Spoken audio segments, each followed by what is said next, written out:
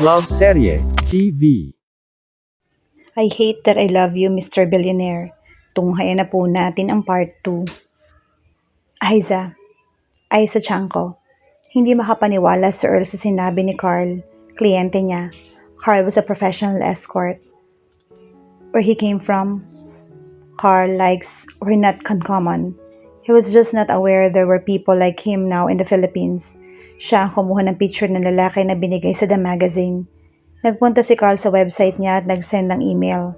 Nagtanong ng details sa presyo ng serbisyo niya. Sinabi naman nito ang nature ng gustong ipagawa. Carl wanted a professional photographer like him to shoot his photos.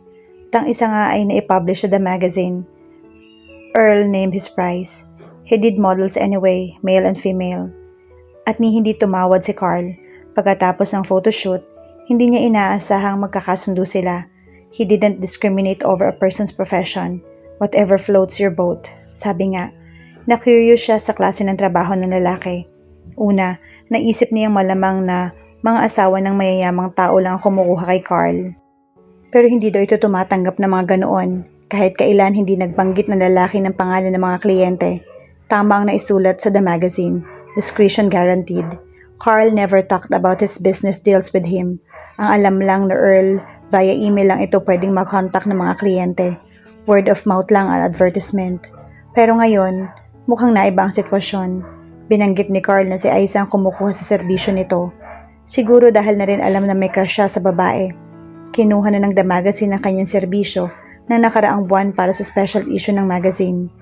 The Magazine even made an article about him. Dalawa sila ni Carl na na-feature doon. Iyon nga lang, isang senior writer ang nag-interview sa kanya. Kay Carl ay mismong si Aiza. Pero magkaiba ang pananaw nila. Patay na matay siya kay Aiza. Si Carl naman ay walang interes. Naisip niya siguro dahil na rin sa phone interview lang ang nangyari. Carl said, with the nature of his business, he couldn't afford to be seen. Too bad because if Carl was there and saw Aiza, he would have salivated over her. Yes, Aiza, is that too hard to believe? Well, yeah. Nanlaki ang mga mata ni Earl. Matay man niyang isipin, hindi na talaga kailangan pang humanap ng isang escort ng katulad niya. Carl snorted. I won't do her. You won't? Maybe that's because you haven't seen her yet, pare. I have. Everybody knows her. Man, what I wouldn't do to be in your fucking shoes right this moment. Tumungga si Earl ng beer. Nasa malaking apartment siya ni Carl. Tell her I won't take the job, but you want to do it. Sabi nito na nakapagpailing sa kanya. Hindi ganoong babae si Aiza. Baka sabuyan pa siya nito ng tubig sa mukha kapag ginawa iyon. Tell you what, I'm gonna write a letter. Give it to her tomorrow. I can email her today. You can meet her tomorrow with my recommendation letter. How about that? I don't know, man. Believe me, this will work. Give it a shot, ha? Don't be such a pussy. Nagkibit balikat si Earl at tumango. Why not? If Aiza was desperate for a guy, maybe she would prefer him to be a gigolo. Besides, he is good looking too. He could give Carl some serious competition if only he wanted to. He is lucky he's into photography and not selling himself as an entertainment for desperate ladies. Bago umuwi, dala niya ng envelope, laman ng recommendation letter ni Carl. He damned wish it could work for Aiza was one hot mama. Nakamasid lang si Earl kay Aiza habang nakatitig ang babae sa ibinigay niyang sulat. 10 minuto na yatang nakatingin doon si Aiza. Wala siyang mabakas na ekspresyon sa mukha nito. He was getting worried. He had the feeling she would slap his face anytime now. At hindi niya masisisi ang babae. That was the worst move, to date and possibly have sex with a chick he had never met his whole life. So, what made you think I want you to do it hot? Napangiwi si Earl nang banggitin ang palayaw niya. I'm sorry, Aiza. I really should have just kept my nose out of your business. So, are you going to do it? He was confused for a while, and then surprised, and then glad. Sure, for free. Oh, no, nothing for free nowadays. 20,000 a day it is? Is that he charges 20 free? Oh, it's right over here. Ipinakita ni Aiza ang sulat ni Carl. Sulat kamay mismo yun ng lalaki. Nandoon nga sa linya sa ibaba. 20,000 per day, no sex. No wonder the bastard was rich, and no sex. What the hell was that guy playing at? Can I just see that? Ibinigay naman ni Aiza ang isang papel. Dalawa pala iyon. Ang isang papel ay tinago nito sa secret divider ng envelope. Muntik na siyang mapamura na mabasa kung magkano ang charge kapag may sex. 50,000 pesos per night. This is unbelievable. I'm sorry, Aiza. This is just rude of me. I didn't know what's in the envelope. I swear and I'm so sorry. He had never felt so little this whole life. Matigas ang ekspresyon ng mukha ng babae. No. I'm paying you if you're going to do it. I don't know what to say. 5 days in Negros. Are you in or are you out? Mabilis na sumagot si Earl. Indefinitely. I have your words. Yes? Yes, 100%. Are you crazy? I'm willing to do it for free. Hey, I can even be the one paying, baby. Holy shit. This is my lucky day. Good. If you back out, I'm gonna expose you. If you do something stupid, I'm gonna rip your guts out. Literally. Now, where is Carl? Oh, you know his name? Kahit sa magazine article ay hindi nabanggit ang pangalan ng lalaki. Pero siguro nga alam naman ni Aiza ang pangalan na yon. No, you just told me. I recognized the Azul handwriting. Tumayo ng babae at na magsalita uli ay halos pabuliyaw na. Your friend, that fucking Azul, just made me write an article about a non-existent high-class professional escort. That fucking bastard made me publish. Halos magkumahog itong hanapin ng isang magazine at binuklat-buklat iyon sa harap niya. 2, 3, 4 pages of lies. What the?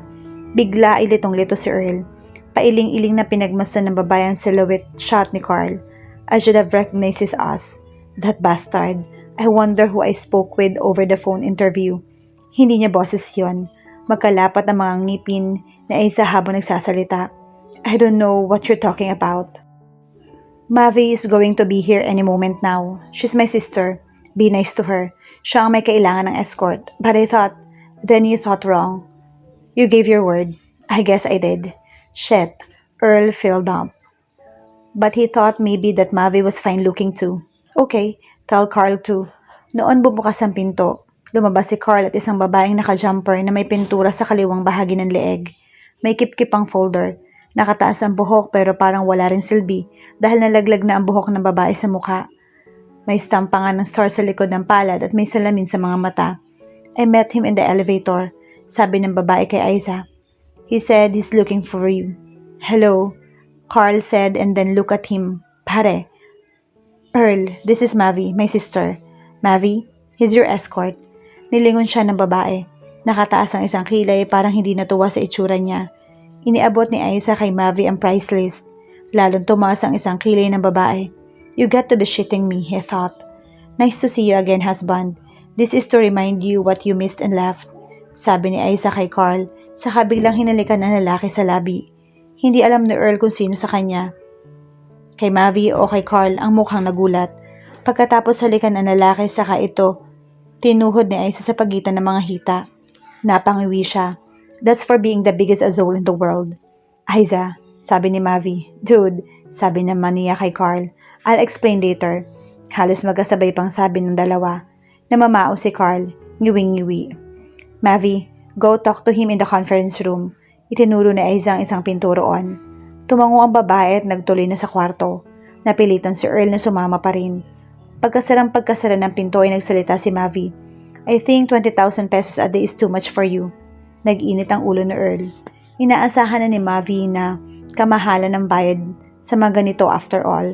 Ang sabi mismo ni Aiza ay high class ng lalaki. Pero sa tingin niya sobra-sobrang halagang 20,000 isang araw. 5 araw isang niyang makakasama ang lalaki. Ibig sabihin 100,000 ang ibabayad nito at masasayang niya. Nagtaka pa rin siya sa nangyari sa opisina ni Aiza. Kaya bahagya pa lang napag-aralan ang price list. Hindi siya mapakali. Bakit tinawag ni Aiza na husband ang gwapong si Carl? What the hell was going on? She was eager to find out, but she had to deal with this gigolo first. Binasa uli ni Mavi ang price list. Umabot na yata sa bunbunan ng kanyang kilay nang mabasa ang ibang serbisyong ini-offer ng lalaki at kung magkano iyon. 50,000 for 1 round. Who the hell does he think is? What? He's got a golden penis or something? Not that she would pay. For sex, of course, never. At sa taong ito pa, mukhang masyadong delinquent ang lalaki. May tattoo pa, may bling-bling sa tenga. Sure, he was gorgeous, but he was somewhat frightening. He looked dangerous, wild even. But of course, maybe it was just a front. After all, he was only that escort. Naisip ni Mavi na mas maganda pa yatang bawiin na lang ang sinabi sa tiyahin na may kadate siya. Sayang ang pera. Oo, at may pera siya, pero mas maganda pang i-donate na lang yun sa charity kaysa ibabayad sa lalaki. Pero maisip lang ni Bert ay naaalibarabara na siya. So now, she was confused. Maybe she ought to find another guy. But where? 20,000 pesos? For you? You got to be kidding me. Sambit niyang napailing-iling. Paano nakakatulog ang lalaki sa gabi? Yeah, maybe I'm too much for you. Why don't you find someone cheaper? I'm too much for you, really. We together were not a believable couple, honestly. Nagpanting ang mga tenga ni Mavi. Kinakailangan niyang lumingon sa painting sa dingding at huminga ng malalim bago bilangan uli ang lalaki. You have some nerve, guy. Well, excuse me for telling the truth. You're good looking. I can give you that. But not good looking enough. For you? Are you kidding? Pinagtawanan siya ni Earl, napailing pa.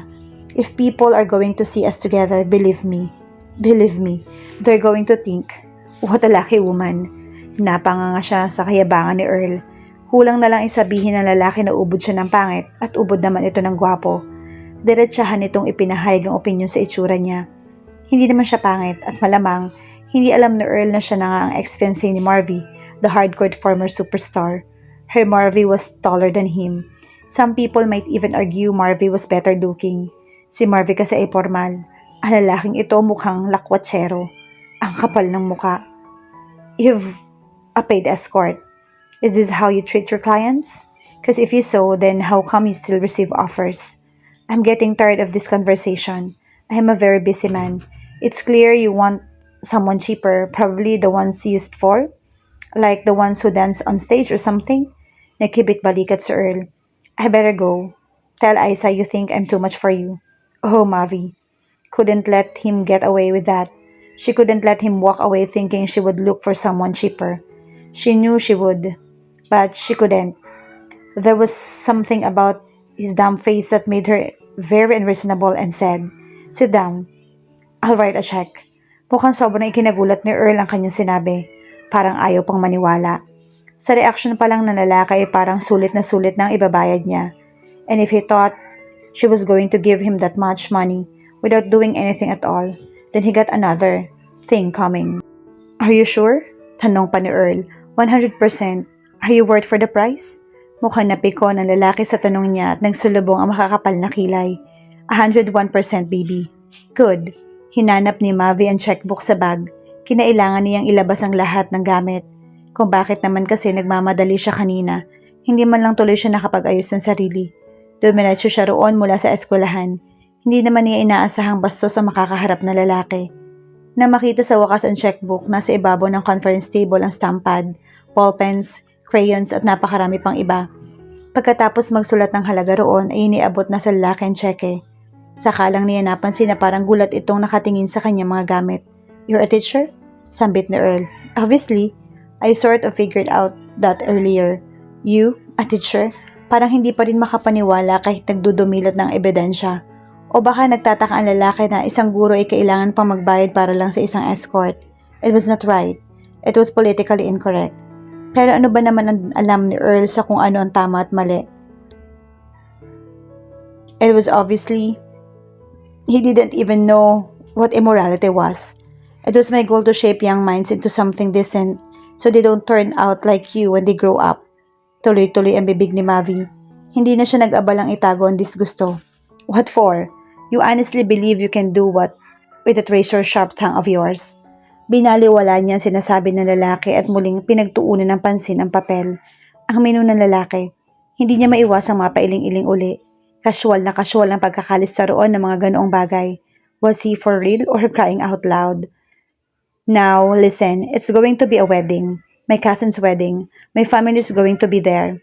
I just need for you to, pretend that nagbuga siya ng hangin at sinabi ang huling pangungusap sa pinakamabilis na paraang kaya niya. That you're crazy about me. There. So that's it.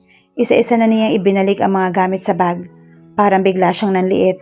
Now, all she wanted to do was get the hell out of there as fast as she could. She didn't look at him. Something told her he was grinning, pero tapang at parang may sariling isip ang muscles niya sa leeg. Sinulyapan nga niya ang lalaki. At nagkatotoo ang kanyang hinala. Nakangisi ang lalaki. Ngising-ngisi. I understand, he said. Iyon lang ang sinabi ni Earl pero parang ang dami nitong alam. No, you don't, pambabara niya. You don't know me so don't judge me, okay? FYI, this is the first time I ever paid for a companion. Biglang natawa si Earl. I just said I understand what you want me to do. I'm not judging you. I'm not like you. It's the way you said it. Giit ni Mavi, siguro dahil guilty siya at nahihiya. I just said I understand. I understand why you still have to find yourself a companion. Binaliwala lang yun ni Mavi. You have to cut your hair and remove your earrings for 5 days. The earrings can go, but the hair stays. Isinukbit na niya ang bag sa balikat at nanggigigil pa rin ng magsalita. Just make sure you look decent and stuff. Noted. I look decent and crazy about you. Oh, nilayasan ni Mavi ang lalaki. Maya-maya niya kakausapin si Aiza. Sirang-sira na ang kanyang mood dahil sa bastos na lalaki.